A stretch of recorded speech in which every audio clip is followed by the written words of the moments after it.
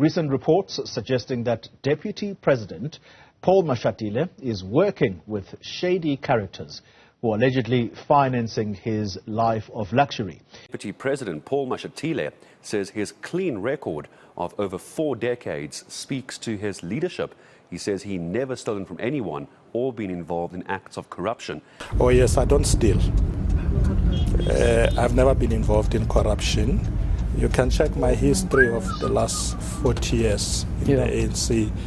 My record is just straightforward. The DA is exposing one of many scandals against the Deputy President Paul Mashatile. Just this past week, we saw yet another example about how President Ramaphosa is willing to put cadres before country. The President has now publicly told us that he refuses to act against the Deputy President that he appointed, despite alarming evidence which seems to point to systemic corruption and state capture perpetrated by his deputy, Paul Mashatile. And I want to emphasize an important point.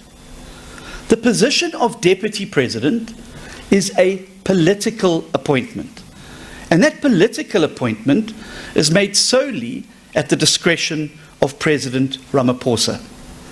It is therefore, frankly, another cowardly excuse for him to cower away and say that he needs the South African Police Service to tell him what to do.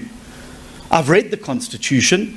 The South African Police Service does not appoint or disappoint deputy presidents. The President of the Republic appoints and disappoints deputy presidents. Thabo Mbeki, you may recall, removed President or Deputy President Jacob Zuma on the basis of the very serious allegations that emerged around the Shabir Sheikh matter. It seems that Cyril Ramaphosa simply lacks the courage to do the same with his Deputy President. And the best part is he can no longer claim that he didn't know, that he is shocked, that this is the first he's heard about it, because the DA provided him with a full rundown of the allegations made against Paul Mashatile last week. Just yesterday, Netwerk 24 reported that Mashatile's sons were awarded 3 tenders by the Gauteng Infrastructure Department. That isn't something that has happened in the past or a long time ago. Those 3 tenders run up until 2025, which means that as we sit in this room today, money is being funneled, public money is being funneled to the Mashatiles. It is simply untenable that the President is allowed to simply turn a blind eye to grand corruption happening in the office across the hall from him in the Union buildings. Every single day that Paul Mashatile remains in office, that he is so patently unfit for, it is directly attributable to no one other than Cyril Ramaphosa. And frankly, it makes a complete sad joke of his repeated commitments to fighting corruption when it's happening under his nose in the Union buildings. But I do want to pause here to acknowledge the incredible work of the brave journalists at News 24 and Netwerk 24 who put together so many pieces of this corruption puzzle.